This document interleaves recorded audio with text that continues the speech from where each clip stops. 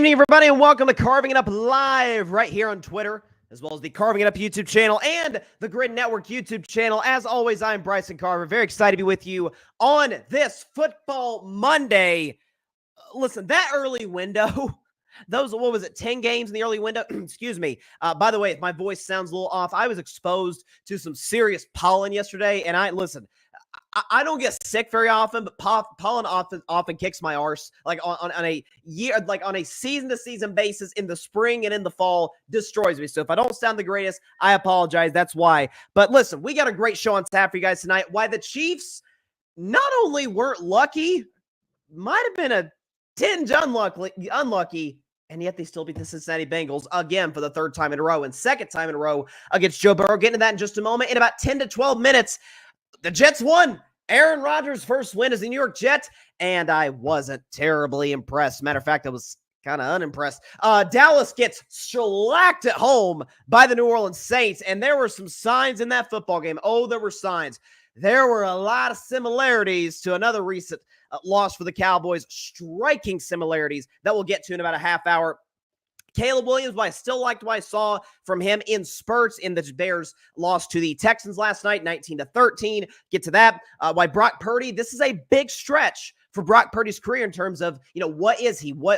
How do we view him without, quote unquote, the all-star team around him in San Francisco? Get into that later in the show. Reaction to the other games around the National Football League. My Steelers, I got my terrible towel on. You might as well wave it. Let's wave it. It's a victory Monday in Pittsburgh. We're 2-0. I'll put that to the side for now, but I'll have it ready for when we do our recap. And at the end of today's show, Philadelphia, Atlanta, Monday Night Football. I swear, does Kirk Cousins play the Eagles every year in week 2 in primetime? I swear, I think this is like the third year in a row that this has happened. It's unbelievable. But nonetheless, we got a great show on tap for you guys tonight. My man Jeff's in the comments. He's a big Niners fan. I'll get to his guy Brock Purdy a little later. He's doing the DAC, which today might not be the best day to do that. He says, yeah, here we go.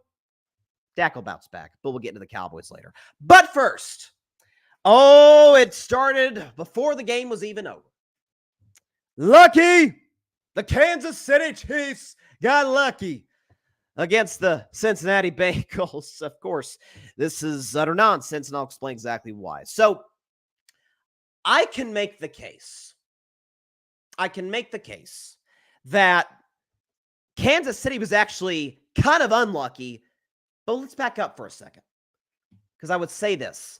Everybody, let's take your favorite team out of the picture. Like, I'm a Pittsburgh Steelers fan, right? So I'm going to have a bias towards being favorable to the Steelers. Whatever your favorite team is, whoever it may be, take them out of the picture. Everybody has a football, let's stay in football. Everybody has a football team they gravitate towards, right? If you're a fan of smash mouth, physical, hit you in the mouth football, well, I present to you my Pittsburgh Steelers. I present to you the Detroit Lions. A lot of teams can punch you in the mouth and be physical. I like teams that are kind of finesse and very creative and kind of clever. I present to you, at least thus far, the New Orleans Saints and the Los Angeles Rams, yesterday notwithstanding. Me personally, not that I have anything against those teams. Y'all know I love the Detroit Lions in terms of what they built there, and my Steelers, of course, but I have a bias, because we all bias. Yeah, I mean, we talk about, give an unbiased take. We all bias takes. Come on. I have a bias towards teams that are great in clutch games and win when crap doesn't go their way. Travis Kelce could not separate to save his life. Taylor Swift could have got more open than Travis Kelce did yesterday. It's unbelievable. 1 catch for 5 yards. Travis Kelce was nowhere to be found yesterday. Okay, Isaiah Pacheco gets rolled up and is going to be out 6 to 8 weeks, according to Adam Schefter. He's on IR. So the Chiefs just lost their starting running back till, Thanksgiving?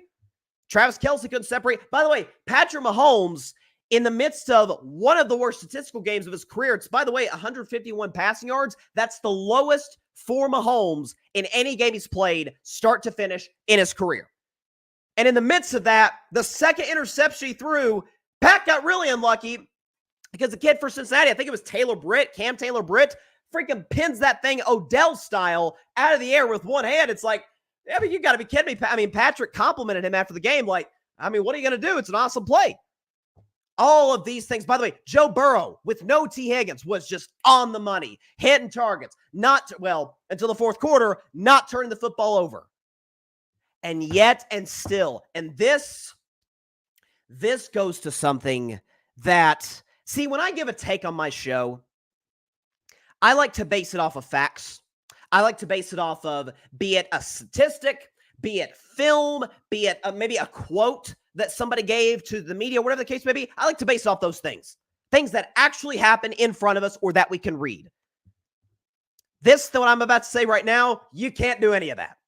It's just gut feeling, and it's based on what I feel. And we all know feelings can only go so far, but what I feel when watching a Kansas City Chiefs game is that Cincinnati, 2 turnovers off Patrick Mahomes. All right, they outgained the Chiefs throughout the course of that game. They were better on third down than Kansas City. Joe Burrow, no interception. Joe Burrow played Mahomes over the course of this football game. If you give them a freaking inch of life, they will kill you. If you're a Cincinnati Bengals player and you're on that sideline, you've beaten Joe. A lot of those guys beat Joe Burrow in a playoff game. Joe Burrow, Hendrickson, Jamar Chase, a lot of these guys beat Joe Burrow in a playoff game. But they're standing on that sideline, and things are going in their favor. And they look across the side of that field, and they see number 15 in red. And whether it's conscious or subconscious, there's a fear that comes with that.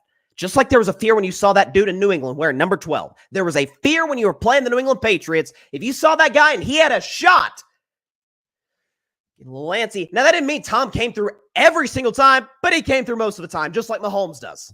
Just like that guy in Cleveland, in Miami and Los Angeles as well. Tends to come through. Like that guy wearing number 30 in Golden State. More times than not, tends to come through. The guy who wore 23 in Chicago, 24 for the Los Angeles Lakers.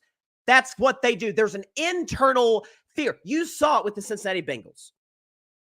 Remember that play where Jamar Chase gets hit? It was kind of somewhat of a dangerous play, and Jamar Chase loses his you-know-what. Is going off the officials. 15-yard penalty. Burrow's trying to calm him down. Zach Taylor's trying to calm him down. Chase is pissed. It's an internal implosion because you're like, gosh darn it, we keep giving that guy life. And he will make you pay. Everybody's talking about, the pass interference was lucky.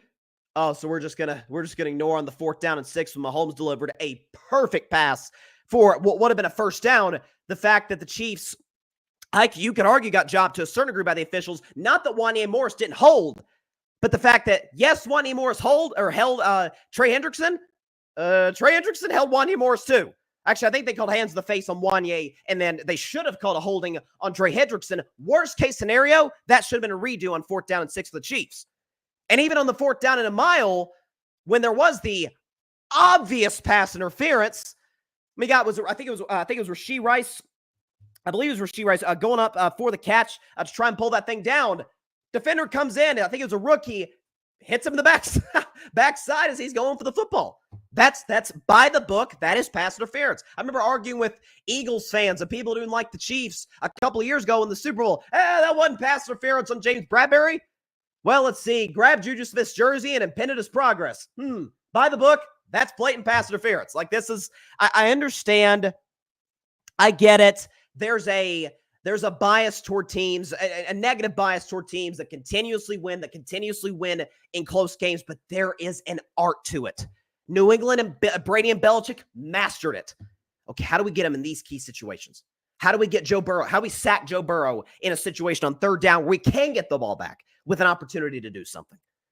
How can Patrick Mahomes deliver 2 perfect passes, one that he completed that didn't count, one that he would have completed if not for the obvious pass interference that did get called? Mahomes can play poorly. Travis Kelce can play poorly. Isaiah Pacheco can go down. Joe Burrow can play great. Defender for Cincinnati makes the interception of the season thus far, and it still didn't matter because that team executed late. It was I see so many similarities in watching the Kansas City Chiefs. I see so many similarities watching them, and I'll use a cross-sport example, and watching my Golden State Warriors. It's like, again, different sports, but I cannot tell you. This is prime Warriors, by the way, not the current Warriors that need a second star next to Steph. That's another conversation for a whole nother podcast. But I cannot tell you the number of playoff games I've watched with the Warriors, be it the Steph KD Warriors or the Steph Clay Draymond Warriors, where God, they're not playing that well. I mean, they're locking in defensively, which the Chiefs continue to do. Unbelievable. I mean, the sack on Burrow on third down, the scoop and score early in the fourth quarter, hanging in there. The other team's outplaying you pretty much throughout. And then for like a 5-minute burst, you're like, oh, there's the Warriors. Yep. Yeah, Steph makes like 3 or 4 threes in a row and is shimmying, and Clay's hitting shots, and Draymond is getting into the heads of the other team, and Steve Kerr's pushing all the right buttons in terms of substitutions. He finds a 5-man lineup depending on the other team's matchups that works. That's the Chiefs, ladies and gentlemen, and that's what they do. People have a bias. People have a preference for the type of football team they like. A team that'll punch you in the mouth and be physical, a lot of those. A team that's kind of finesse, there's a lot of those. The Chiefs are a little bit of both, but more than anything what the Kansas City Chiefs are, and there's other teams like this, but the Chiefs are far and away the best at it, winning games late and winning games when crap doesn't go your way. Because I'll tell you this, if people can whine about that call at the end, even though, again, obvious pass interference, more when it gets more that Kansas was out of Kansas City's control when it gets Kansas City than when it gets Cincinnati. I just laid out the reasons. Pacheco gets hurt. Kelsey not separating. That's on Kelsey. But the second Mahomes pick, great play by the Bengals. That's out of Mahomes' control. All those different things. The best clutch quarterback in the league, the best coach in the league, the best clutch kicker in the league. I mean, to be honest with yourself, how many teams, you see it in college football when there's like, a team that has a limited quarterback and they're like trying to pull an upset like Kentucky almost did against Georgia this weekend, right? They're driving down, and once they get like on the precipice of field goal range, then they go conservative. Then they run the football. They don't want to make any mistakes. When Kansas City got the PI, got down to the Cincinnati 32, and Butker lined out for that field goal, be honest, like, you knew that was going through. This is what he does. How many kicks has Butker made in his career? How many times Mahomes gotten them down in the field goal range or scoring a touchdown to win it? I mean, this is what they do. I mean, it's like watching the Patriots, but with different uniforms, a different quarterback and coach. It's beautiful to watch. Listen, it's at some point or another, someone's going to have to step up and beat these guys. And for the record, no one's come closer than the team they just faced. We talk about the Bills, 0-for against the Chiefs. We talk about the Ravens, 0-for-1, but still 0-for. The Texans, we'll see. We've never seen it before. Joe Burrow, Cincinnati, always play their A game against the Chiefs. But in the key situations, they didn't. And the Chiefs did, and that's why they won the game. Love teams that play big late. Love it. Kirby K in the comments. I love it. Talking about the Steelers game. He says, I love that Tomlin gave Russ the petty game ball. That's beautiful. That's, because obviously Russell Wilson was hurt, didn't start. I'll touch on the Steelers game later, but Justin Fields starts. Russell, it would have been like his revenge game in Denver. And then he goes out there and, it doesn't play, but Tomlin gives him the game ball because his team, Russ's new team, got revenge on his old team. That was pretty cool. Yeah, I'll touch the games that we're not doing a full segment on. You can see in the description, what games we are doing a full segment on. I'll touch on the other ones later, as I always do, the Monday after. Again, a great Sunday. I mean, like the early window of games was insane. There was like 3, 4, 5 games going at the same time. It's like, man, I got to see this. And, this team's lined up for a field goal. Oh, this game's going to overtime in New England. Like, it was unbelievable. Jeff. So true, Bryson. You can't give the Chiefs an inch, and it's not just because of Mahomes. It's also because you only need 3. You're screwed because Harrison Butker is automatic 50 or less. He is. Like, I cannot, honest to God, not remember the last time that guy did. I cannot remember the last time Butker missed a clutch kick. Like, I'm talking about like game tying or game winning. And you go back to some of those Chiefs playoff games, the pressure kicks, and he drills them. I mean, it's very Adam Vinatieri-like. Okay, my man Alfred, who, by the way, does the graphics for the show. Shout out Alfred Parsar Jr., big-time Jets fan, great guy. He says Aaron Rodgers for president. That's a perfect segue in our next segment. So let's touch on the Jets. So, it's funny. New York wins on the road 24-17 over the Titans, gets their first win of the season, and the first win in the Aaron Rodgers era. And Aaron's numbers, listen, they're not going to blow you away. To me, the numbers doesn't tell the story on Aaron Rodgers. We can pull them up here. Aaron Rodgers' numbers yesterday, 18 for 30, right? 176 yards, 2 tuds. Pass rating of 98, pretty good. The QBR 46, close to average, not terrible. So it's amazing. I was watching the media coverage of the Jets this morning, and I could not help but just step back and say, did we watch the same game? Did we watch the same game? Because there were a number of factors Just like in the game against the San Francisco 49ers, when everybody, they'll be fine. San Francisco's better. Yeah, but I thought the Jets were talked about in a similar context of the Niners in the sense that, hey, if they could put it together, this team could not only win the AFC East, dare I say they could challenge the Chiefs for the AFC. They could go toe-to-toe with Joe Burrow and the Bengals, Josh Allen and the Buffalo Bills, C.J. Stroud and the Texans. Doesn't matter. Lamar Jackson and the Ravens. They could take them. That's obviously not true. So let's start with the offensive side of the ball, because that to me was by far the biggest concern, even for Jets, Jets supporters, Jets fans and supporters. The offense was the biggest question mark. Like, we appear to think, the defense could be great, more on them later. But offensively, my case was, well, let's see. They have one elite receiver. Breece Hall is really good. An old quarterback off an Achilles who hasn't been great in 3 years, and the worst offensive coordinator in the NFL. Yeah, that doesn't sound like it's going to work long term. And it's not. So Nathaniel Hackett, here's what we know about NFL games. Here's what we know, is that the first 15 plays or so are all scripted. You come out, you work throughout the entirety of the week leading up to the game. Here's what we're going to run. Here's what we're going to try and do to be able to set the tone. And if we execute them well, we'll ride that momentum to a W. First 15 plays for every NFL team, ask any coach, they're all scripted ahead of time. This is what we're running in this situation, and then we'll let the game come to us. We'll make halftime adjustments. That's how it works. What do the Jets do in their first 15 plays? Or really their first 3 drives of the game, which was more like 12 plays. Punt, punt, punt, 1 first down in those drives.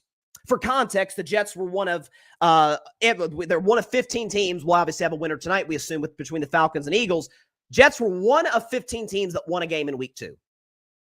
They're one of 2 teams that got 1 first down and 0 points on their first 3 drives. The other was the Las Vegas Raiders, who we know obviously turned it on late and shocked the Ravens. So 1 first down, 3 punts on the first 3 drives to the New York Jets. By the way, in that stretch where they cannot get anything going offensively, and by the way, the Titans have a good defense. I don't want to shortchange them. Tennessee's got some players on that side. But the problem is the Titans offense has pieces, but has one of the worst quarterbacks in the game in Will Levis, who, if not for a bonehead decision for which his coach ripped him to shreds. I've never seen a coach rip a quarterback after a game the way that Callahan ripped Will Levis. It was unbelievable, and he was ripping him during the game. If not for a just WTF mistake by Will Levis, Titans go up 14-0. And given the Jets' lack of explosiveness offensively, we think we're coming back from that. In a situation where, despite all that, the Titans still were in a position to tie or, with a 2-point conversion, win the game. That's number 1. Number 2, Aaron Rodgers is, he validated everything I said. He's washed. Well, Bryson, he can still. I mean, some of those throws he made to Garrett Wilson especially he made one in the 4th quarter down the right sideline. Beautiful throw. Did I ever say Aaron Rodgers couldn't throw a football? I think that would be the most audacious statement I've ever made in the history of carving it up. The guy, I have said, ever since the show's existence, the guy is the best or second best thrower of the football that the sport has ever seen. Did you see Tom Brady? Tom Brady's been doing ads for a bunch of different organizations and doing stuff. Tom Brady still throws as beautiful balls he's ever thrown in his life. He's closer to 50 than he is 40. Tom Brady will be able to throw a ball till he's 70 years old. Dan Marino can still sling it. Aaron Rodgers, my questions about Aaron was never, boy, I'm not sure he can throw the football anymore. That was never it. The question was, well, let's see, age. He's 40 going on 41 this year. He's coming off the single worst injury that a quarterback, or really athlete, worst lower body injury that an athlete can suffer, the Achilles. He suffered that at age 39. And, oh, by the way, he has not thrown for 300 yards in 3 years and has not won a playoff game in 4 years. Did you watch him yesterday? Oh, he was delivering those beautiful throws. But did you see those times the pocket when on the left side of that offensive line, Aaron would pump, look for his first read. And if his first read wasn't there, you see there was one play, 2 plays where he kind of flinched, looked behind him like, ooh. He looked a little jittery in the pocket. Now, that may subside. Here's what won't. He's now immobile. He's basically Jared Goff or Tua when Tua's healthy. He's basically a pocket guy now. And part of what made Aaron so great, he could make throws from the pocket, and he did yesterday.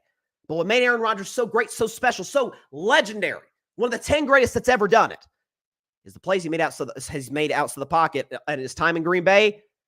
Few humans in the world can make them. Few humans in the world can make them. He can make the throws. He just can't get out of the pocket to make them. I don't know if it's because he doesn't trust his Achilles. I don't know if it's just, hey, he's 40 years old and 40-year-old quarterbacks are not supposed to be making plays out of the pocket.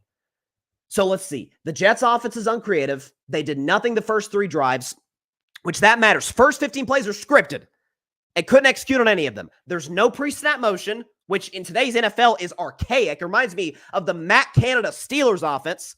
Difference was Kenny Pickett, Aaron Rodgers. I think I'll take Aaron, but basically the same offense. Not creative. Aaron's old, can't move the way he used to, is jittery in the pocket.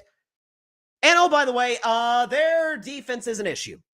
Not the biggest issue. That's still the offense. The Jets' defense was the thing coming into the season.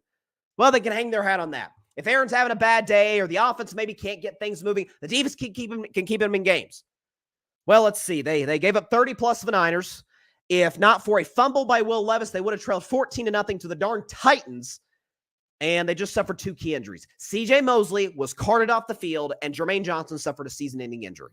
So that's 2 of their key guys. God, praying for Jermaine Johnson. He's able to heal soon. That sucks. And knock on wood, praying for C.J. Mosley. He gets back sooner rather than later. But that's 2 of your best defensive players gone. Out of the lineup. And for the record, now I know it's 2 games, but listen, that's all we have for these teams is a 2-game sample size. The New York Jets are as follows. Do we have the stat here? Okay. 27th in points allowed, 25th in yards allowed, 18th in pass yards allowed, 26th in rush yards allowed, 18th in passer rating allowed, and 24th in takeaways. So thus far, the defense has been below average. Can they get better? Yeah, they got Sauce Gardner, the Williams brothers. They got some ball players in that squad. C.J. Mosley, we'll see if he comes back sooner rather than later. And Robert Saleh, for as many criticisms as I have of him as a head coach, Duke can run a defense. No question about that. It's not Brandon Staley. Brandon Staley was like a defensive guy. Chargers couldn't stop anybody. Staley's an awful coach. That's not Saleh. I think Saleh is a below-average NFL head coach. He's a great defensive coordinator and defensive play caller. But there were some bad signs that I saw from the Jets yesterday that have a very, very high probability of getting repeated, especially when you consider the fact the Titans have one of the worst quarterbacks in the game in Will Levis, who made 2 devastating errors for Tennessee that other quarterbacks they play simply are not going to make. Okay. I mean, Brock Purdy didn't make them the first game they played. Josh Allen, mostly those are Josh Allen self-inflicted plays. Those aren't really Jets force plays. Okay. Any of the quarterbacks, any of the great players that they play in the rest of the regular season, not going to make the mistakes that Will Levis make. It's kind of why the Chicago Bears were able to escape with the W last week. So listen, I know everybody's high on the Jets. Jets fans have been through it, man. As a franchise, as a fan base, they've the longest playoff drought by far in the NFL. Haven't made the playoffs since 2010. But this old quarterback off an Achilles hasn't been good in 3 years and looks jittery in the pocket. We've never seen that from Aaron Rodgers. O-line, by the way, the O-line got better, but it's still not special. Receiving core, we know Mike Williams, knock on wood for him, but has an injury history. Running game, Breece Hall, solid. OC's awful. Defense has regressed. But yeah, they're going to win the AFC East. They're going to be a playoff team. I don't see it. That had all the makings of a 7-win team. All the makings. Oh, man, Alfred has assaulted me in these comments. Let's see what he said. Let's see. Alfred, yeah.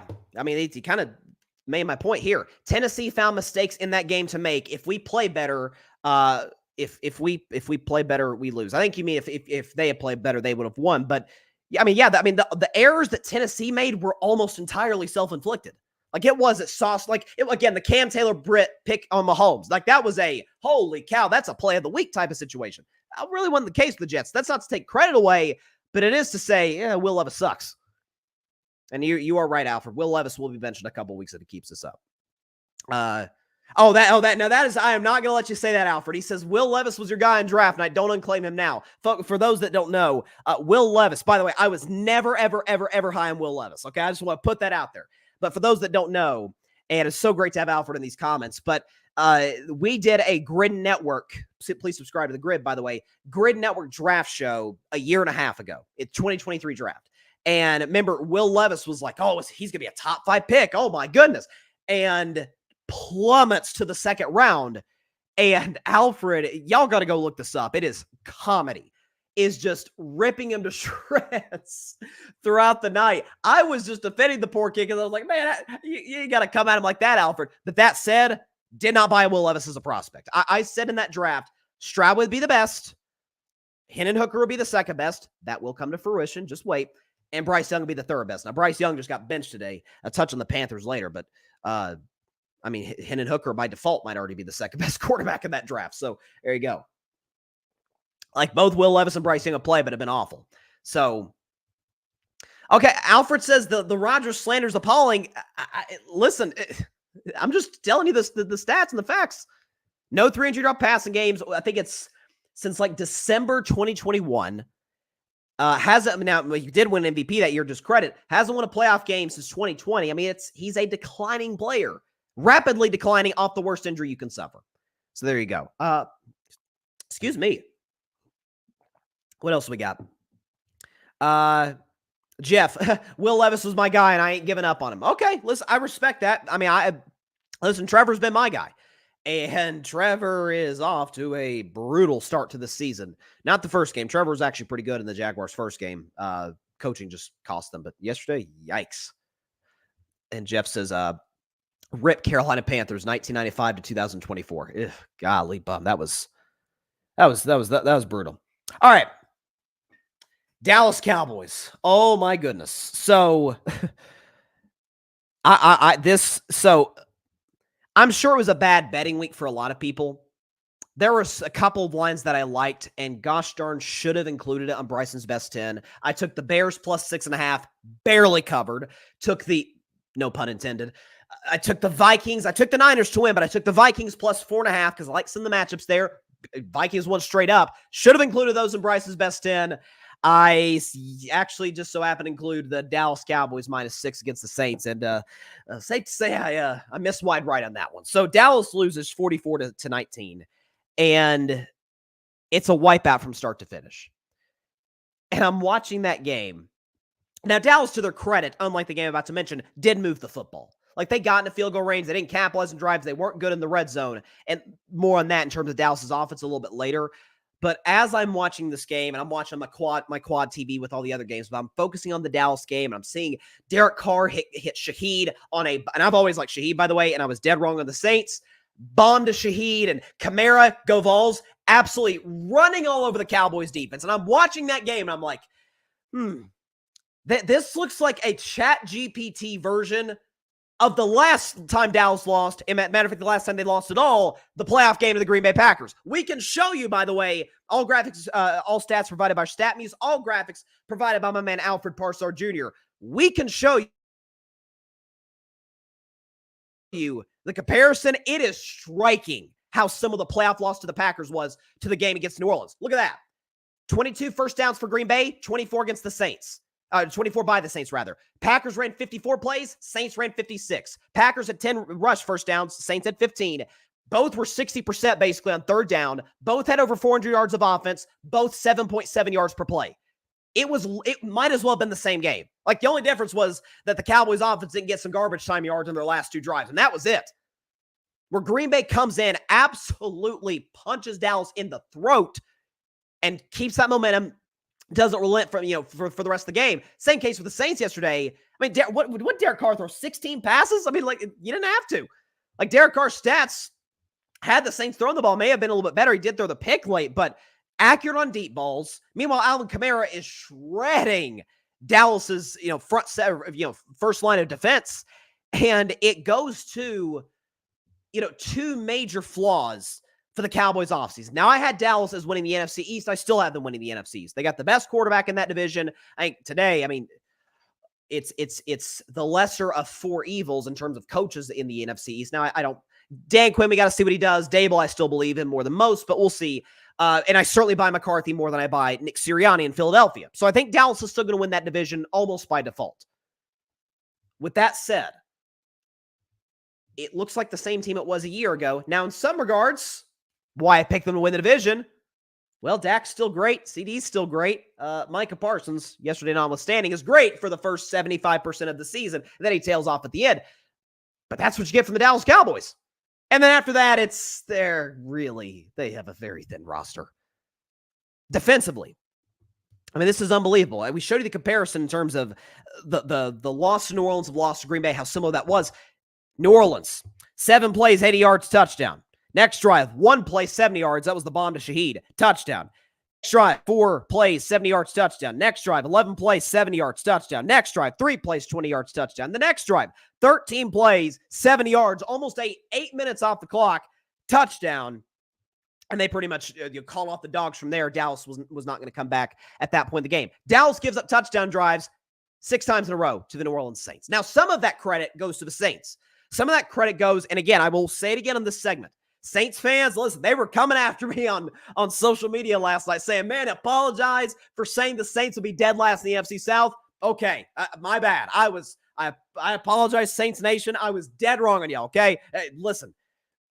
First of all, y'all weren't going to be last because of what Carolina's doing. Second of all, this Kubiak kid, Gary Kubiak's son, he may be a head coach in 2025. That kid is, I mean, the creativity. You see a lot of, he's from the Shanahan coaching tree. You see a lot of similarities with the Saints offense and the Niners offense in terms of motion, in terms of their ability to run the football consistently, off the play action with Derek Carr. It's very, very similar. And so a lot of credit goes to New Orleans, and they're way better than I thought they'd be. Like, that team might actually be kind of real in the NFC. We'll see as time goes on that they're going to play the Chiefs at some point this season. That's going to be kind of the litmus test. Saints are a good team. Like, that looks every bit like a playoff team. But for Dallas, they can't stop the run. The last few years, they have not been able to stop the run. Have they improved that with Mike Zimmer? Well, thus far, we're 2 games in, but thus far, no. The Saints ran for, Alvin Kamara had his game of his life. The last 2 seasons prior to this one, by the way, Alvin Kamara, 10 touchdown rushes. Yesterday, he had almost half that, 4. So he has made almost half as many touchdowns, almost as half as many touchdowns yesterday as he had in the last 2 seasons combined. But the Saints, 39 carries, $190, almost 5 yards a carry, just shoving it down Dallas's throat on a consistent basis. And so Dallas couldn't stop the run. Micah Parsons can't stop the run. That's kind of the book on him. Run at Micah Parsons, run at number 11. Well, they didn't address that in the offseason. And if CeeDee Lamb is not having his best game, the Cowboys offense goes to die. Now Jalen Tolbert made a catch. He caught a ball, a deep ball in the third quarter. That was about all he did, although he did recover a fumble off Dak. So, good on him. If CeeDee Lamb's not open, Dallas has nobody to go to. Now, Jake Ferguson was out, and Ferguson's a solid tight end.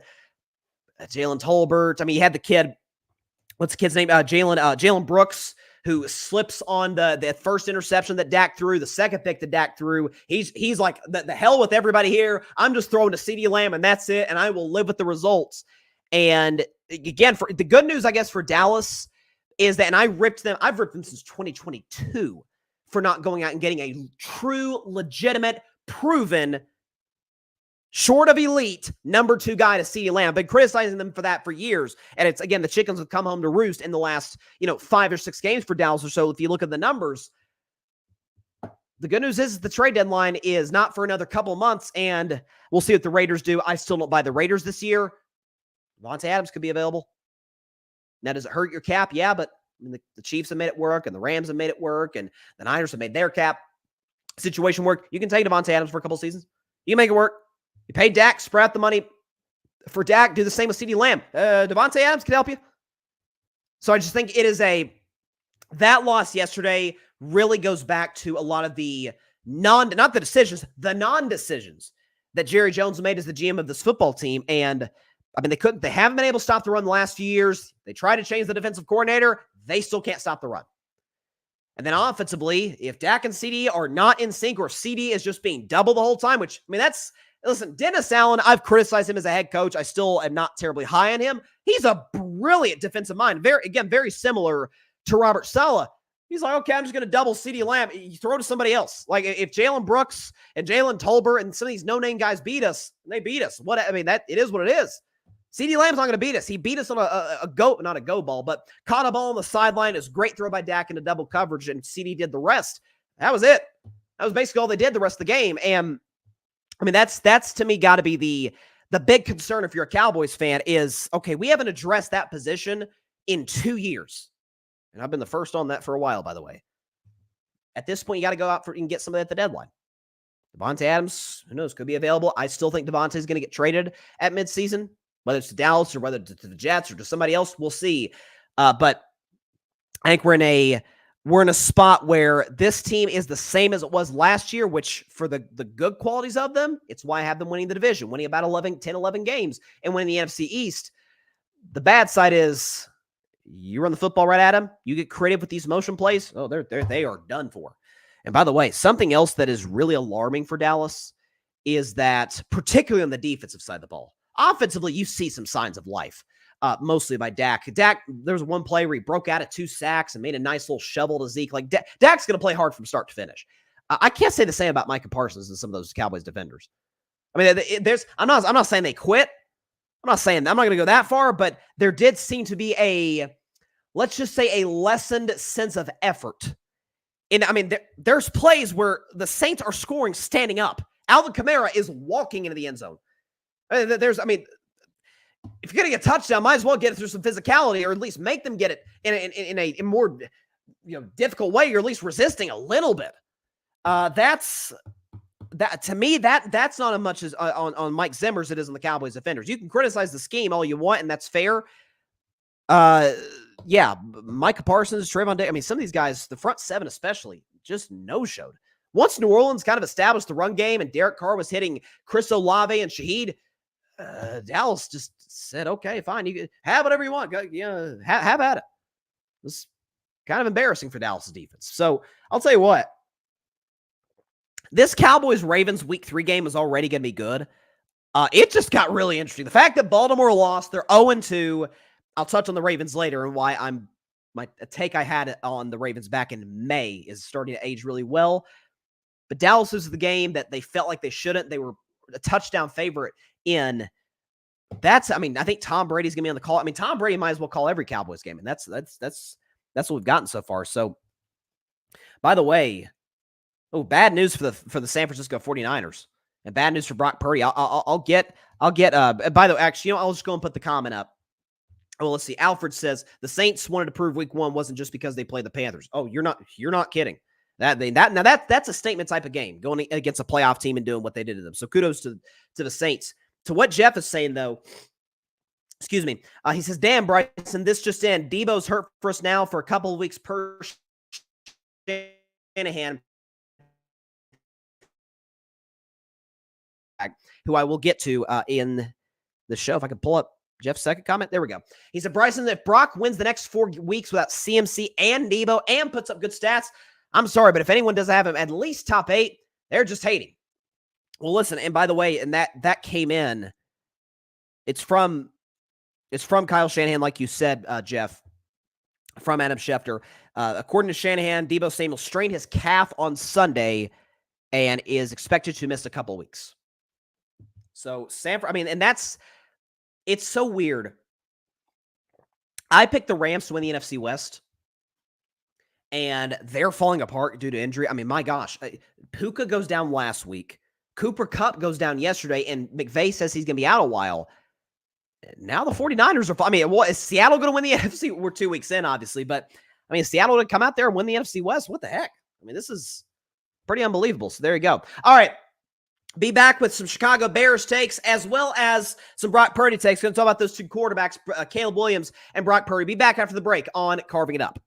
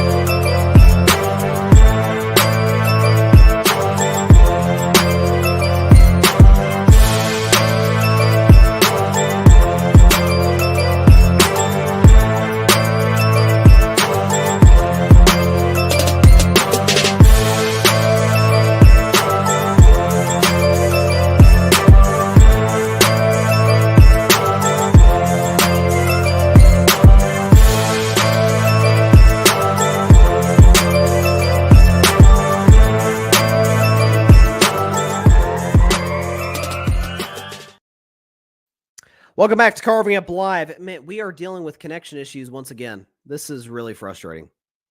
I don't know why this has been going on as of late, but the connection problems on the show is continued, with as far as the Wi-Fi is concerned. So let's see. I'm going to give this, see if we can look at some other stuff going around the NFL. And if the Wi-Fi doesn't come back in about, 30 seconds or so, we'll try and patch this up as we can. Okay, looks like we're coming back. Looks like the Wi-Fi is improving. So let's get on the Chicago Bears. Actually, no. I think the Wi-Fi is back down. Hang on. Because I want to make sure you get it. Listen, doing a live show, you want to make sure you do the segment, you're able to get the clips out on YouTube. But for reasons unknown to me, it is dealing with some problems. We may have to go to break again, and I will deal with the connection problems in just a second. So we'll be back after the break on Carving Up Live as I try and get this straightened out.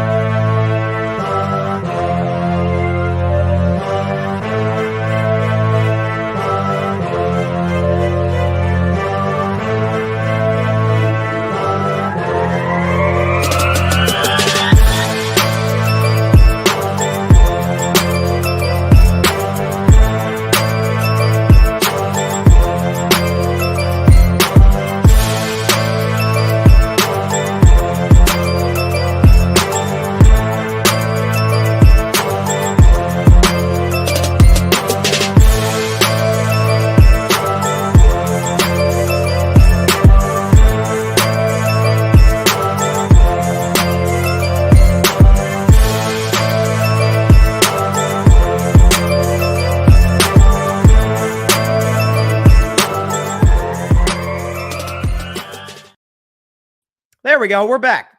Back on again. Okay, so Carving Up's back. And let's talk about the Chicago Bears. So that was a weird game last night. Like, there's portions of that game against the Houston Texans where I'm like, man, Houston's going to pull away. They're going to, they're going to build this lead. And CJ Stroud is making unbelievable plays outside the pocket. Nico Collins, Chris Collinsworth's up there comparing Nico Collins to Andre Johnson. And vibes are good in Houston. And throughout that football game, particularly in the second half, in which the Houston Texans scored a grand total of 3 points, Chicago's defense was unbelievable. They turned the ball over twice. They were able to get to Stroud. Like, they were a big red zone turnover to be able to keep the Chicago Bears in this football game. But the story is Caleb Williams. And the fact that Caleb, over his first two games, has simply not been very good. In terms of, statistical output. Caleb Williams, 29th in yards, 0 touchdown passes, obviously dead last, has 2 interceptions, and is 30th. Count that 30th in the NFL in terms of QBR. That is not great. And for the record, Caleb Williams is a guy that I said coming into this past draft, I said he is, since Andrew Luck, the best quarterback prospect I've ever seen. Arm angles, mobility, leadership, accuracy was far better in college than it is in the NFL. I think that will progressively improve in the NFL, but being able to make plays outside the pocket, all the qualities that most of the elite guys have in today's NFL, he's got them. He's got all of them. So yesterday against Houston Texans, to me, it's a twofold thing. Number one, and by the way, I did think Caleb looked better. He was, whenever he did have a clean pocket, we'll get to in just a moment, he was really good with the football. He ran Chicago's offense effectively. You had DeAndre Swift making plays. DJ Moore was able to separate. Whenever Caleb hit him, it worked. Here's the problem with the Chicago Bears. Their defense is unbelievable. That goes without saying. Eberflus has done a great job at that side of the ball. Offensively, and this has been stunning to me, we know offensive line play is never great to start the season, just because it's all about continuity and making sure, a lot of it's about staying healthy and making sure the guys are in the lineup at the same time, ready to go on a week-to-week basis. Chicago's offensive line was nothing short of dreadful. The numbers back it up. Unbelievably bad. You can show you the stats with Caleb Williams, okay? Caleb Williams, the first two games, pressured on 43% of his dropbacks. That's the third highest in the NFL. He's been sacked on 11% of those pressures. That's second highest in the National Football League. And also the most unblocked quarterback pressures, 10, and unblocked sacks, 4. So basically 4 times this year, Caleb Williams has been sacked when there's by a free rusher, unblocked. Okay. And again, unblocked quarterback pressures, 10. And the Texans last night put on an utter clinic. Will Anderson was unbelievable. Texans pressured Caleb Williams on 81% of his dropbacks. last night. So in other uncertain terms, Caleb had no time to throw. And to me, the big sort of maturing point for Caleb Williams is, can you be able to make those plays out of the pocket? Can you be able, and again, it's 2 games in, so this is going to take some time, to read a defense and say, okay, my offensive line is badly struggling. Are they bringing the blitz? And by the way, every time Houston did blitz, it was over. Chicago could not handle it. And I thought, listen, Darnell Wright, that's my guy out of Tennessee, go Vols. I thought he was a great pick a year and a half ago, and I still like his overall potential as a tackle in this league. But generally speaking, my goodness, they were awful last night. They've been bad for the first 2 games. Now, again, some of those sacks, particularly in that game last week against the Tennessee Titans, were Caleb just trying to make plays. Remember that there was that one play against the Titans where he ran back like 19 yards it was. He broke out of a sack, and then he eventually got sacked. It was a big, big loss for the Chicago Bears. You didn't see as much of it last night, but there were situations where get that ball out of there, Caleb. You'll be able to put yourself in a spot where either the punter's in good position on 4th down or we have a manageable 2nd or 3rd down. Like, that was kind of the issue. He took a big, big sack on a 3rd down play in the 4th quarter when it looked like Chicago. I'm sitting there thinking, oh my gosh, they're going to steal this game. They keep stopping Houston. They're forced to 3 and out. And who knows? Caleb may have the first big moment of his professional career. We'll see. And it wasn't able to come through. But again, for me, to put the onus on Caleb Williams, this O-line's got to get better. And I did see, again, when he had a clean pocket, he looked pretty accurate. Now, Caleb's numbers yesterday aren't going to, blow your socks off. 23 of 37, no touchdowns, 2 picks, QBR of 21, and a passer rating, not good at all, of 51. This O-line's got to get better. By the way, it's hurting the run game. Bears average 3.2 yards a carry. I mean, Caleb Williams was the Chicago Bears' leading rusher. Like, those things got to improve. And part of the reason that I liked the Chicago Bears team as a playoff team, as the last playoff team in the NFC, is that I don't think I've ever seen a quarterback in the modern era go with the number 1 pick to a better situation. Like, Chicago was again, people forget, Chicago didn't get the number 1 pick because they sucked last year. They got it because Carolina sucked, right? They had a solid roster. They were able to win, I think, 7 games last year, be competitive in spots. If they can get an upgrade at quarterback in Caleb Williams, which I know Justin Fields is my guy in Pittsburgh, like what I'm seeing, I still think Caleb has a higher upside than Justin. If you plug him into that spot, you add Keenan Allen, who didn't play last night. You draft Roma Dunze, you take DeAndre Swift in free agency with a defense that, we saw it all last night, was insane. Well, that feels like a team that can make the playoffs and maybe compete in their first playoff game. Who knows? I still think they could do that.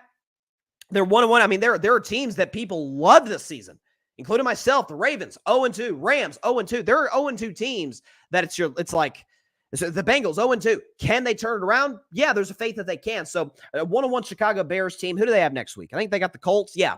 At Indianapolis. Colts, by the way, are a 2-point home favorite. Again, desperate 0-2 Colts team, 1-1 Bears team, kind of trying to get on their feet. But I think we're looking at a Bears team where the defense is set. They're great.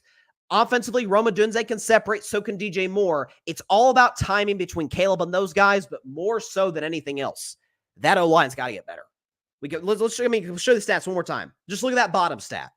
Texans pressured Caleb 81% of his dropbacks last night. Like, that is historically high.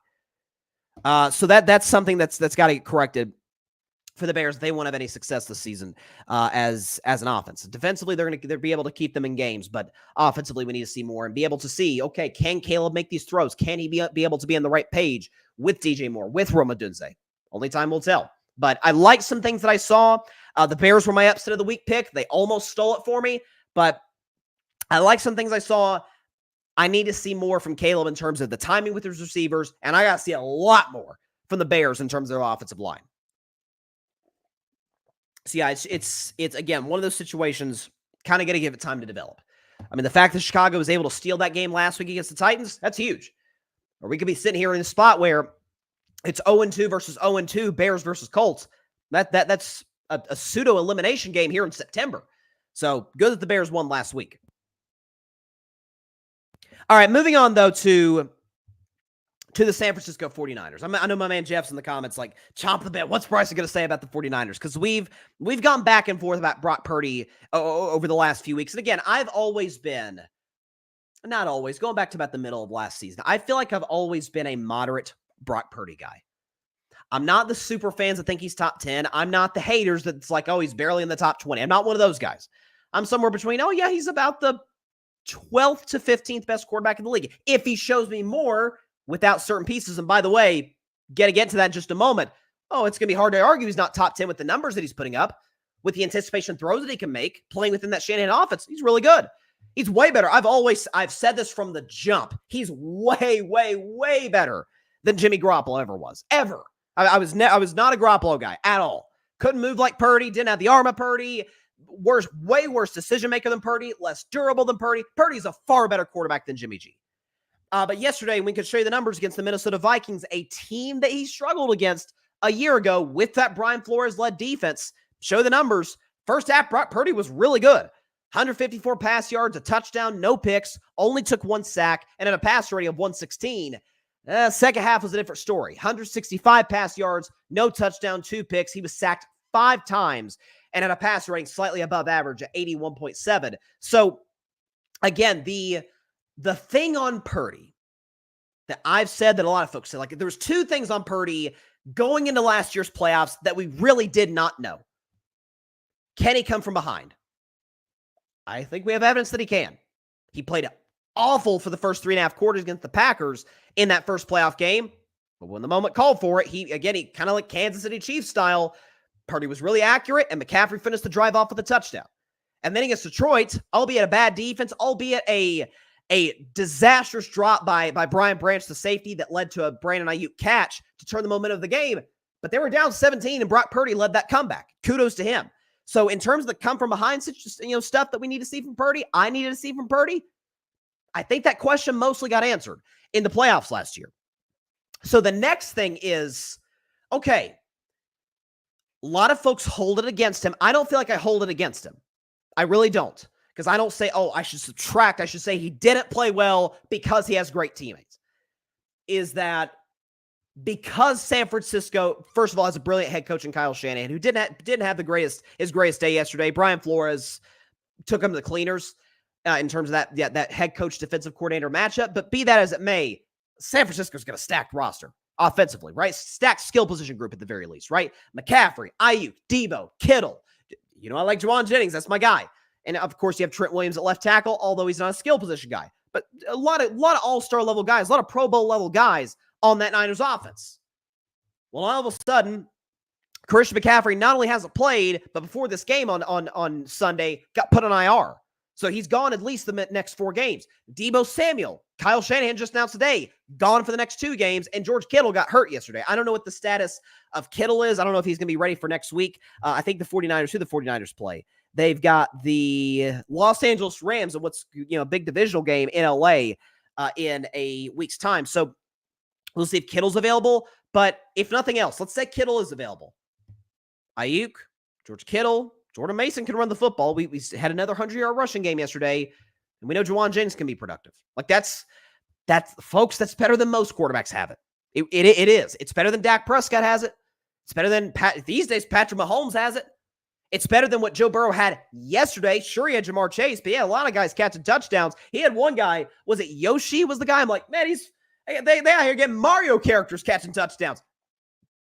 Ayuk, Jennings, Kittle, and Jordan Mason, who's certainly no Christian McCaffrey. That's a good group. And this stretch for Brock Purdy is going to be really important because, again, the Rams, who got humiliated, this is, to me, the biggest rule in the National Football League, especially if you're a gambler, is when a team that's well coached gets humiliated, you probably best serve taking them, whether they're underdogs or favorites, taking them to cover the next game. Like Sean McVay, Matt Stafford, all those defensive guys for the Rams, they're going to be more locked in than they've been, certainly going into last week's or yesterday's game against the Cardinals. They're going to be ready to go. Okay, so you got to be, again, bring your A game, be far more prepared. There's going to be an intense level of attention to detail in that Rams organization all this week. So you got to deal with that in week 3. Then you got to go to Chicago. Sorry, that's the Rams schedule. I apologize. Then for the 49ers, they got to go. They're home, but against a Patriots team that, it's not bad. And that defense, defense is New England's identity. Jerome Mayo is a defensive guy. They got some players, Christian Gonzalez and others, Kyle Duggar. They got some dudes on that defense in New England. Then they play Arizona, who, just freaking destroyed the LA Rams. Then you go to Seattle on a short week. We know Seattle plays defense. Again, Mike Macdonald, defensive guy. Mike Macdonald, by the way, remember he was the defensive coordinator for the Ravens, shut down a fully healthy Niners offense, and Purdy has his worst game of the season through 4 interceptions, I believe. So this to me, we know McCaffrey's gone the next 3 games. We know Debo's gone the next 2. Kittle, knock on wood for him. Hopefully he's ready to go.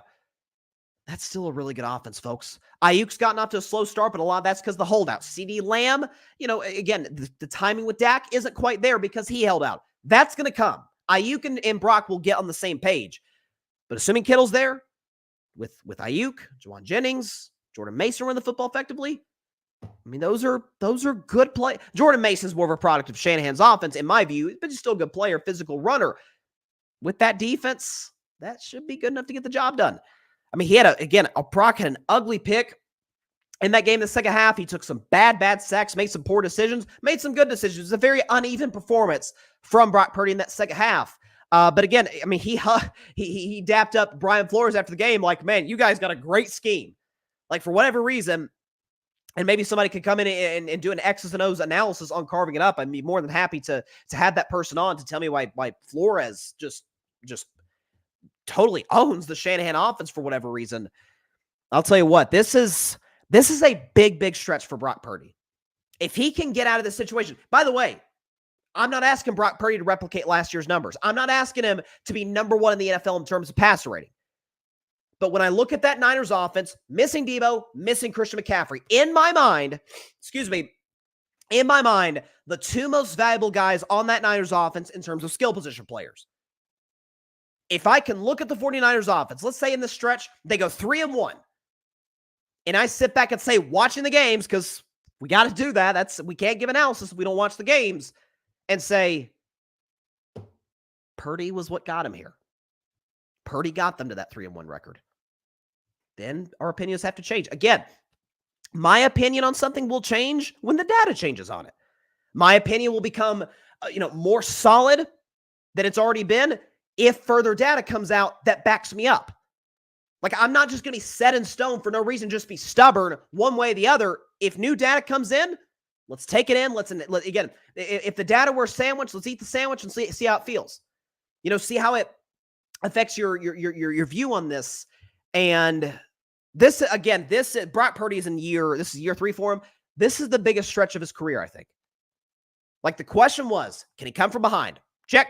He did that twice in the playoffs in less than ideal circumstances. By the way, again, the Packers game was more him digging than that hole. Nonetheless, came up clutch in the last drive.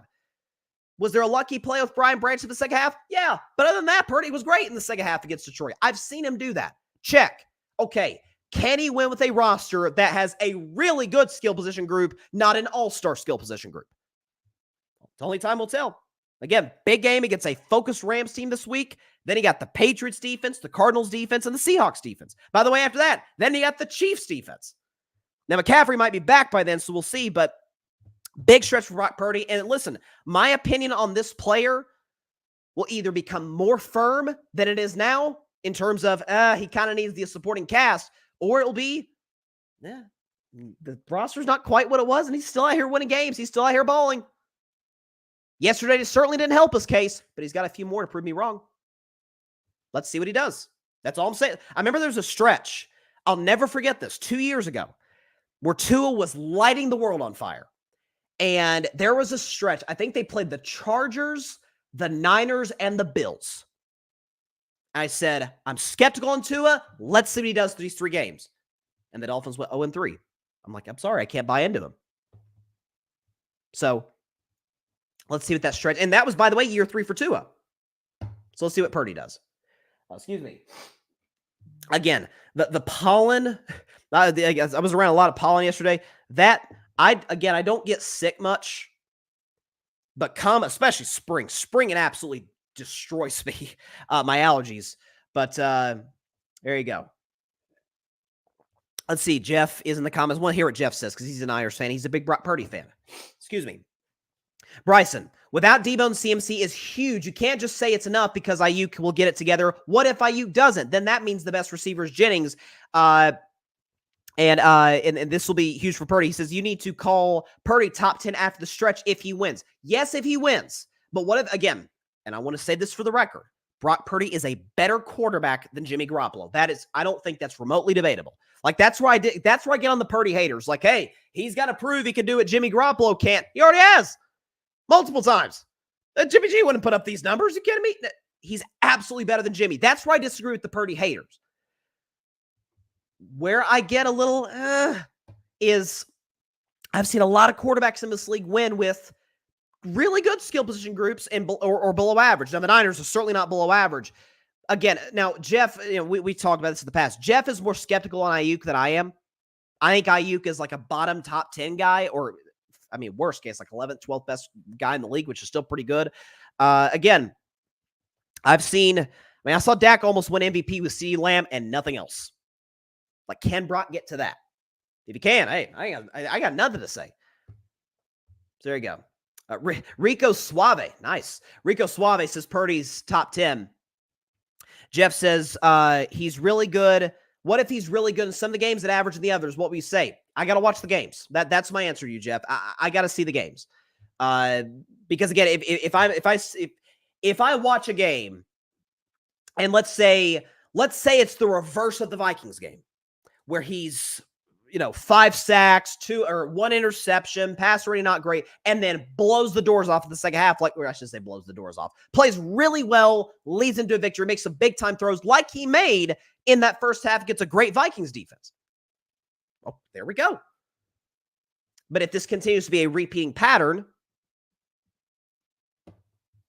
again, the games should, again, I'll rehash this, and then we'll go and recap the rest of NFL action. The games should either make you firmer in your opinion and your stance, or at least or get you with new data, new information, get you to consider a different point of view. I think I'd be disingenuous if I didn't. So, big strap, maybe be really locking in. Not that I wasn't already. The Niners are a great team, but really locking in the Niners this week. By the way, I just thought about this. It's Monday. You want to live in the present, right? You want to stay in the moment. But Wednesday's show, Bryson's Best 10, there's going to be a lot of teams kicked out. There's going to be a lot of new teams in. That's going to be one of the wildest Bryson's Best 10, which, by the way, for those that don't know, that's the segment I do every Wednesday. I rank my top 10 teams in the NFL. That is going to be a really, really lively segment. So we'll see what happens. All right, after the break, recap of the rest of NFL action, and I will predict tonight's game between the Atlanta Falcons and the Philadelphia Eagles. Back in a moment.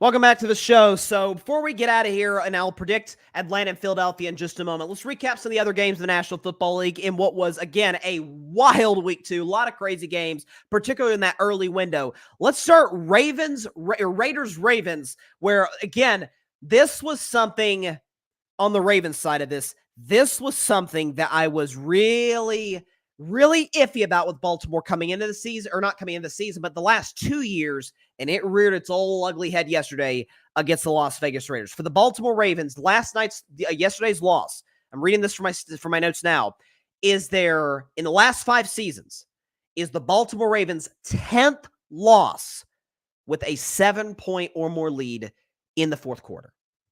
Like, Baltimore this has kind of been my thing with them is, man, they don't close games that well.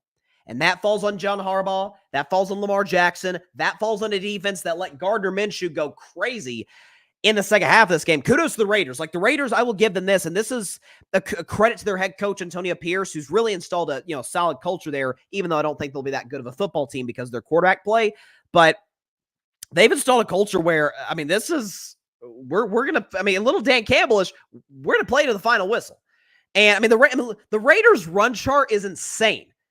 Their leading rusher, Zamir White, 9 carries for 24 yards. The Las Vegas Raiders, folks, ran for 27 yards and beat the darn Ravens in Baltimore. So, a rough game for the Ravens in the second half. Lamar Jackson wasn't great in the second half. Again, John Harbaugh, some questionable decisions. Like, this was not brutal loss for the Ravens. And again, I said this. I said it back in May. I said the Ravens just got screwed over by the NFL putting them on opening night in Arrowhead against the Chiefs. I said that because history shows if you lose in week 1 to the team that knocked you out of the playoffs the previous year, recent history shows you miss out entirely. Ravens are 0-2. That game against the Cowboys, I got to check the week 3 schedule. Obviously, my Steelers and the Chargers is a big one. That might be the game of the week. Like, you got a team in Dallas that just got embarrassed at home versus a team in the Ravens who a lot of folks picked to go to the Super Bowl, was the best regular season team last year and started 0-2. I'd say that Chiefs lost the playoffs. That psychological, sort of, hill to have to overcome is a very real thing for the Baltimore Ravens. I'm just telling you right now. So, moving on. Okay. So I could take a little bit of victory lap on the Ravens. Not that I didn't pick the Raiders, by the way. I actually I thought the Ravens would cover. Dead wrong on that. My goodness. So, y'all know I'm a Trevor Lawrence guy. I'm a Trevor Lawrence guy. And I did not like what I saw yesterday. 14-30, 220, 0 touchdowns, 0 interceptions, and took a brutal sack for a safety in the end zone. And by the way, QBR 54 passer rating, below average of 71. And folks might say, well, the Browns have a great defense. Yeah, and Dak shredded him, when he had to in the first quarter and change of that game against the Cowboys, with the Cowboys against the Browns. The silver lining for Trevor, because if you look at the schedule for the Jaguars, holy cow. At the Bills, and the Bills have had 10 days to prepare. At the Texans, home against the Colts. Again, two games in London. 2 games in London against the Bears and Patriots, and we know the Jaguars are always great in London. Then they got the Packers at Philadelphia, home against Vikings are pretty good. At Detroit, home for the Texans, at the Titans, home for the Jets, at the Raiders, Titans, Colts. So the last part of their schedule, not bad. Like, those are very, very, again, a lot of Titans in there, Jets, like, those are games that Jacksonville can absolutely win. But similar to how I was talking about with the Bears, the fact that they stole that game against the Titans last week was huge for their playoff chances. The Jaguars, and I picked the Jaguars as a playoff team and as a 10-win team. Excuse me. The fact that they blew that game because of coaching, the ETN fumble, their defense against the Dolphins last week, and then Trevor lays the stinker against Cleveland at home. I'm gonna maintain faith. You know what? I'm gonna ask this from the audience, okay? Because you guys take time out of your day to watch this show, and I can't tell you how much I love you guys for that. Genuinely, it means the world. And this discussion in the comments, that's what makes the show fun. So I will now ask you a favor. Because I'm a Trevor guy. Look at the Jaguars schedule. So if Jacksonville, give me by the Texans game on December 1st. That's a long time from now. I get that. Give me by the Houston game on December 1st on whether I will sell my stock on Trevor or dig in even deeper. Because those after the Texans, At Tennessee, home for the Jets. At the Raiders, home for the Titans. At the Colts. Those are all very winnable games. Excuse me. So if they can survive the first 11 games they're scheduled, Jacksonville will be fine. Trevor's got to step it up. And if he does, they can get hot down the stretch and be a playoff team. But give me, again, I asked the audience, not December 1st, actually December 2nd, because that'll be the day after. That'll be the show on Monday. December 2nd.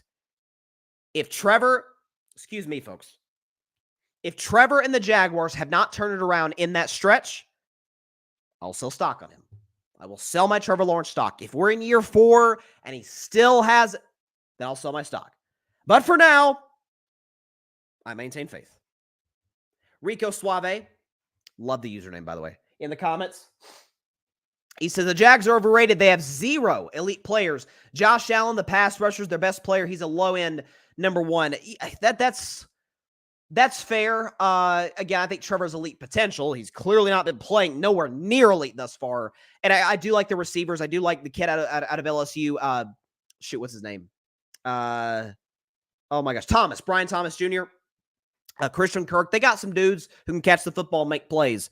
But yeah, not a good first 2 games for Jacksonville. Coaching cost them the first one. Quarterback can cost them the second one. Jets, Titans, already talked about that. Niners, Vikings, talked about that. Chargers, I mean, come on. Listen, my bold prediction this year, 2 seasons ago, I called the Lions before everybody else. I said they're going to the NFC Championship game, and if that's not exactly what they did. And I picked the Lions to go to the Super Bowl this year. More on them in a second. This year, my bold prediction, Chargers to come in second in the AFC West, win 2 road playoff games, and lose the AFC title game to the Kansas City Chiefs. The Chargers go in the AFC Championship game. Now, they play the Panthers. So, by far the worst team in the league. So, that's got to be taken into account. That said, J.K. Dobbins, I mean, come on now. And if Quentin Johnston, the kid who looked like a bust after year 1, the kid out of TCU, like that was the question with the Chargers, is like their defense is going to improve. The defense is going to improve. Jim Harbaugh is going to run the football. Joe Alt is going to be a great tackle. Rashawn Slater, maybe the best tackle duo in football, and we know who Justin Herbert is. If they can just get their help from the wideouts. If Quentin Johnston continues this, and again, it is the Panthers, so you got to take that into account, they may have their guy. Now, for the Panthers on their side of the coin, because the Chargers won their first 2 games, they got a bbig game. Steelers, Chargers, 2-2-0 teams. Cannot wait for that home opener for my Steelers. Big game there. But for the Panthers, so they benched Bryce Young today. And you know what? I'll say this. For what it's worth, Sam Darnold and Baker Mayfield look like hot trash on the 4th of July with the Carolina Panthers. Bryce Young has looked like that as well. I said before that draft, C.J. Stroud's the best quarterback in that draft. I thought I liked him better than Bryce Young. Size, arm strength, mobility, all that. That said, I get Bryce Young has looked god-awful. So Darnold, and so to a greater degree, Baker, who's tearing the league up right now at the Tampa Bay Buccaneers. I watched this Panthers O-line. There are college O-lines that could protect better than Carolina. And that's with a quarterback Bryce's size. Again, Bryce has limitations. There's only so far he can take it. So you got to build around him. And Carolina can't do that because David Tepper is far and away the worst owner in the NFL.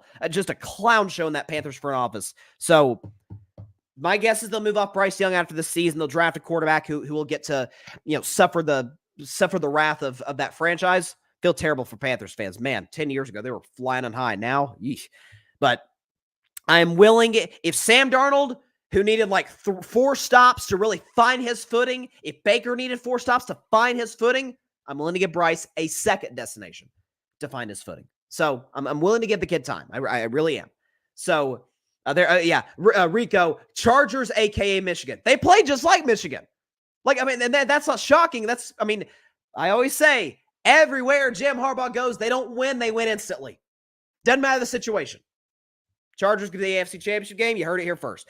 Seahawks, Patriots. That was a fun one. Super Bowl 49 rematch, and the Patriots were paying tribute to a lot of those guys that won that Super Bowl 10 years ago, or 10 seasons ago, rather. Seahawks win in overtime. They didn't cover. It was a brutal loss for me there. I did pick Seattle to win. I took them -3.5, and so for them to win a walk-off field goal in overtime was just devastating.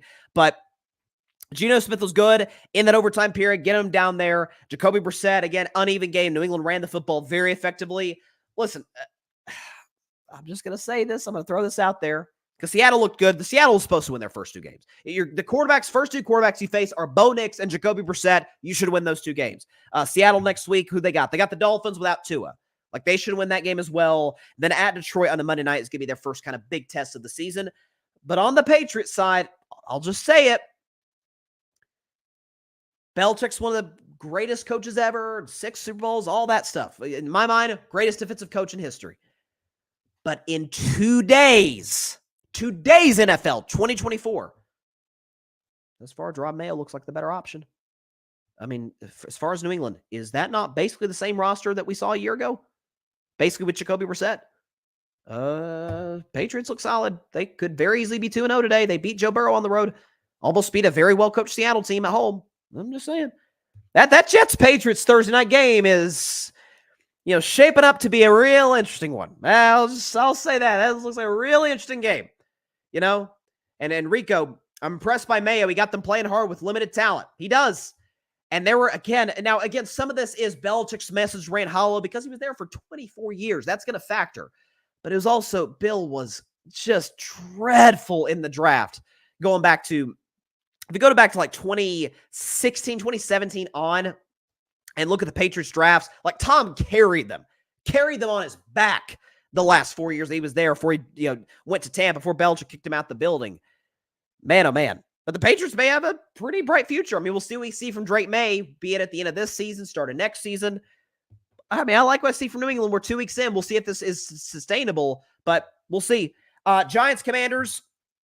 Didn't watch on this game. I saw the last few minutes. Malik Neighbors with the brutal drop on 4th down. Jaden Daniels, doing his thing, leading them to a game-winning drive. Jaden Daniels, by the way, thus far, still the only rookie quarterback to have scored a touchdown this season. Obviously, McCarthy because he's injured. And Penix, who I love.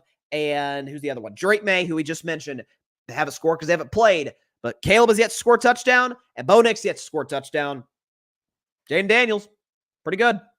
Not great throwing the football. Still see, has to tighten up some mechanics there, but like what I saw from him, Giants have a solid defense. We saw what we saw from them, but Commanders cover, Commanders win.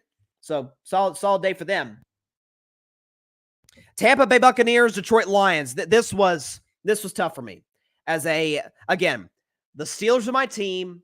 Dak Prescott's my quarterback. The Lions are my adopted team because I believe in them for anyone else, and their fan base is just the best. The Lions have great fans. But Baker Mayfield, I mean, throwing the football, running the football. Boy, I was a Baker skeptic before last season. I am now a full-fledged Baker Mayfield believer. I mean, this dude doesn't have much of a running game to support him.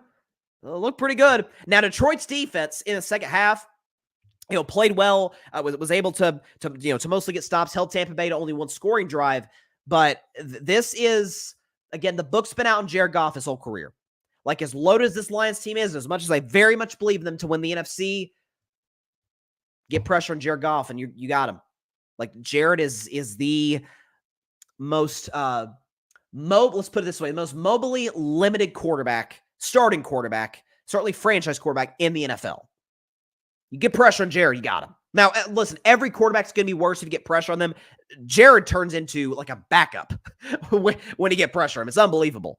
And listen, Detroit is, dealing with some injuries. Ben Johnson and I love Ben Johnson, really weird calls in this game. Dan Campbell, some situational errors. That was my biggest concern, actually, about Detroit, even in picking them to win the NFC is, man, I don't know if I trust Dan Campbell with late game decisions. That's my only thing with the Detroit Lions. Because they do win close games. There's some situations where Dan Campbell does make the right call. But, I mean, that game against Dallas a year ago, some situations against the 49ers in the NFC Championship game, there's some spots where it's like, Dan, what are you doing? So tough loss for the Lions, but who does Detroit have next week? Who they got next week? Ooh, interesting game. Frisky game at the Arizona Cardinals. Interesting game there for the Lions, the Cardinals. Packers, ugh.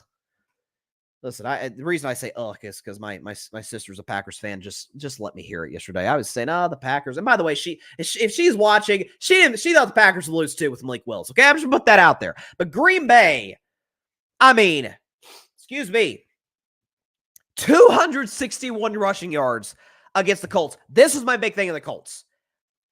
Anthony Richardson is not accurate at all. He's a home run hitter and a strikeout guy. Like, that's what he is. He's a 260 hitter with 40 jacks and a million strikeouts.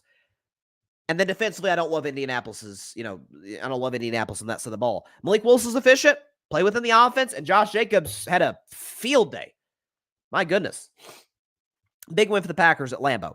Cardinals, holy cow, 41-10 over the LA Rams. So for the Rams side, real quick, we know Puka's out for a while. Cooper Kupp, Sean McVay announced today, Cooper Kupp's going to be out a few weeks. Who's Stafford going to now? Like, Rams could be in some big trouble here, and Kyren Williams was a no-show in this game. We'll see what happens with the Rams moving forward. Big game against the 49ers at home. Sorry about my allergies, folks. Cardinals. This was, listen, I said about Arizona coming into the season, I said, look, I don't think they're going to win a ton of games, but hey, Kyler and Marvin Harrison Jr. will be fun to watch. I mean, Marvin Harrison, he's the best receiver prospect since Calvin Johnson? The kid is phenomenal. Like, Kyler, throw him the football. He threw him the football. How's 4 catches for $130 and 2 touchdowns work? How about for Kyler Murray, who I've always been a skeptic of, but I've never doubted the kid can play. How about 266 yards through the air, 59 on the ground, 3 touchdowns, QBR 0 to 100, QBR of 98, highest since Dak Prescott 3 years ago, and a perfect passer rating, 158.3 on the dot, perfect passer rating for one Kyler Murray. I mean, this was from start to finish, an utter beat down on the part of the Arizona Cardinals. So kudos to them. That was highly, highly impressive. Especially do that over a division rival. Kudos. Rico says, Baker got that dog in and been a great redemption story. Darn right, it's been a great redemption story. And it goes to show you, I mean, listen, quickly on Baker, then we'll move on to those big, bad Pittsburgh Steelers. I've always been a Baker skeptic. I had some serious concerns about his maturity going back to Oklahoma. I did not like some of the off-field stuff there. Again, a lot of my concerns with Baker in 2017, 2018 are the same concerns I have for Shedeur Sanders. Never doubted the two can play.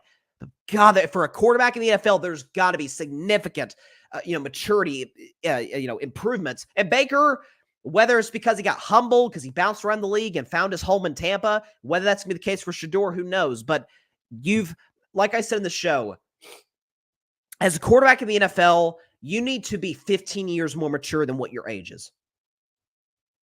Like, that's maturity of that position is critical for on-field decision-making, as well as being the face of the franchise as well. So kudos to Baker.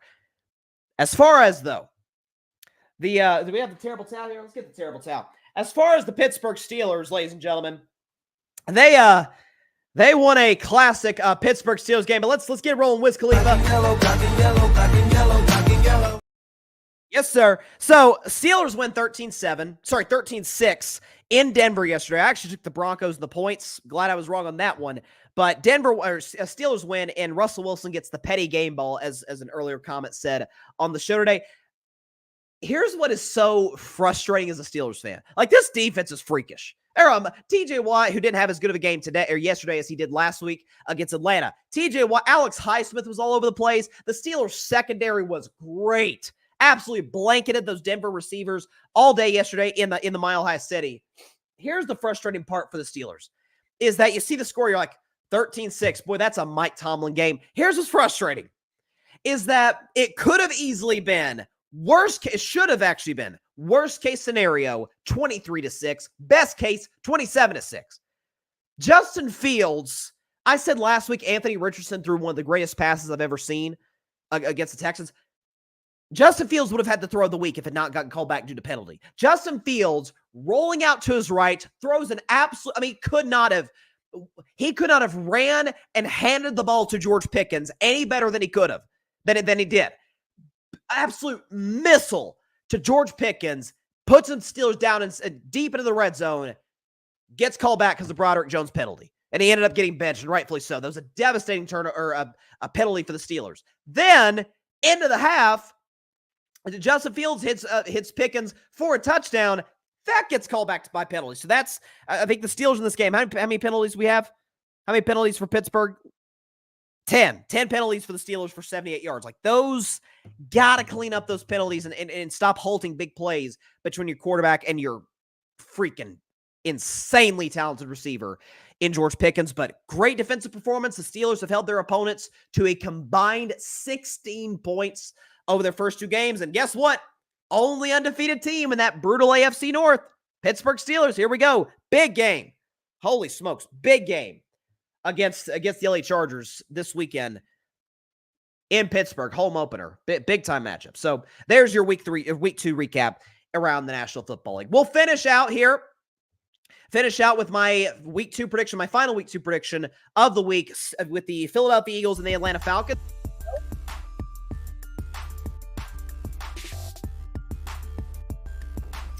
All right, looking at the Falcons and looking at the Eagles in this game. So Philadelphia's favored -5.5. The other day I saw it was -6.5. So the wise guys right now are kind of liking the Falcons in the spot. So here's where I'm at.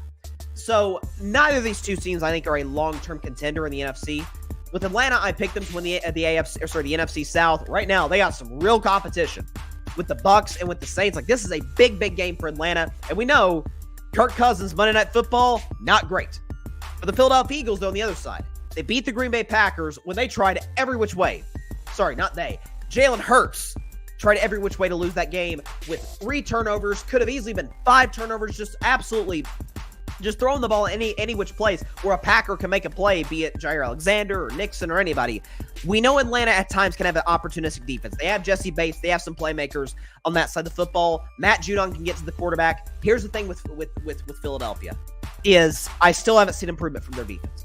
Now, do I think their defense is going to be as bad this year as it was a year ago? No. Their defense a year ago was just, I mean, anybody could score on them. There are college offenses that could have scored consistently on Philadelphia a season ago. So that's, that concern is there, just not as much as it was a year ago. Because, I mean, they got Bryce Huff from the Jets that, they were able to make some moves. I still don't trust Philly. I don't trust Nick Sirianni. And you're telling me Kellen Moore, who I have been the biggest critic of in the media, Kellen Moore had a good game plan last week. He did. Do I think he's going to do that 2 weeks in a row? Are you kidding me? Atlanta's a well-coached defense. Raheem Morris can have his guys ready to play. Big game for Atlanta. So give me the Falcons in an upset. Don't take Atlanta. Don't just take Atlanta points. Take Atlanta the money line. 27-26 in a barn burner in Philadelphia. Jason Kelce returning to Philadelphia with ESPN. I don't care. Give me the Dirty Birds. Atlanta Falcons 27-26 over the Philadelphia Eagles. They get their first win of the season. Philly suffers their first loss of the season. Again, this is for with the Saints playing the way they are and the Buccaneers, being able to eke out these games. It's a big game for the Atlanta Falcons to kind of keep pace in an NFC South where they were almost universally across the board picked to win. So give me Atlanta in the upset, 27-26 over the Philadelphia Eagles. I still don't trust Jalen Hurts, folks. Those turnovers are coming with greater and greater regularity, as we showed you last week. The stats show it. So there you go. Give me Atlanta to close out week 2. Hopefully to close out a week 2 in which my predictions were just not great. I mean, I always say that like week 1, week 2, week 1's the hardest week to gamble in the NFL because, I mean, you have an idea of what these teams will be. You don't know until you see them playing the actual games and not what they look like on paper. Week 2's hard to gamble because there's an overreaction by Vegas to week 1.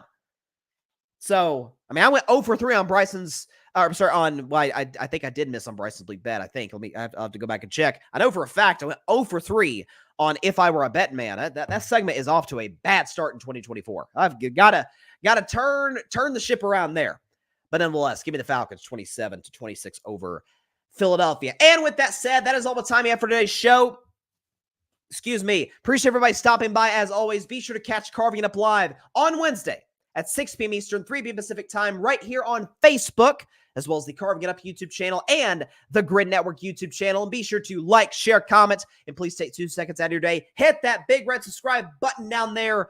Helps the channel grow exponentially. The next goal, we got to 1,000 subscribers in May. I cannot thank everybody who hit that subscribe button enough for doing so. Our next big benchmark, 5,000, 5K. That's the big one. Let's hit 5,000 subscribers.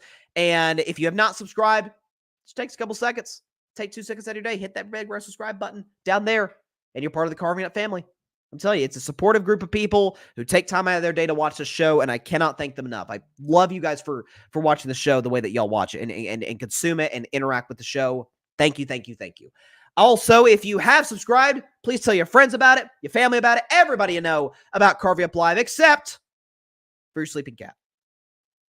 Nealon has had a lot to say today. He's had a lot to say today.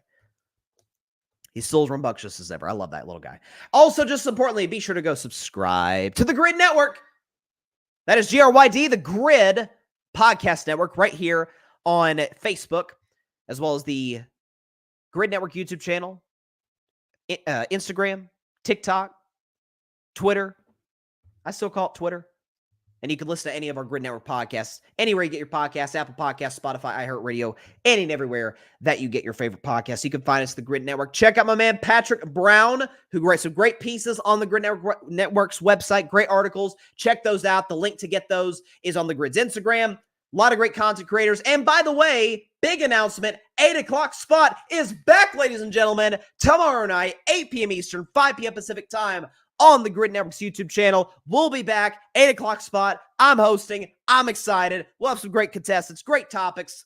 Grid Network's best game show is back tomorrow night. So 8 p.m. Eastern, 5 Pacific. Go and set your timer, set your alarm, set whatever you got to set to tune in to the best sports game show in town, the 8 o'clock spot. With that said, hope everybody has a great evening. Please stay safe out there. Please be sure to take care of your physical as well as your mental health. And please, please, please be sure to contact your local state representatives and senators to demand change for gun violence in America. Doesn't matter where you lean, right, left, center. This is an issue that impacts every single one of us on a day-to-day basis. And no matter what anybody tries to gaslight you on, oh, it's not a problem. Oh, there's only one solution to the problem. Both are BS. Both are not true. It's a huge problem that needs a number of nuanced solutions to solve it. All right. And especially, by the way, this being election year, if any of the politicians in office or running for office doesn't show any care in the world to stop it, vote them out or vote against them. This is a big issue that we've got to get addressed as soon as possible. All right. I will see you guys on Wednesday. Bryce's Best 10, reaction to Philly, Atlanta, predictions for Jets, Patriots. We got a great show ahead. So you might want to stay tuned. Stay safe out there. God bless y'all. Peace out. Thank God I didn't sneeze on the show. I was close a couple times, y'all. This was close. Thanks so much for watching the show on YouTube, and be sure to go click that big red subscribe button and check out the other clips and full shows from Carving It Up Live, as well as our other incredible content creators here on the Grid Network.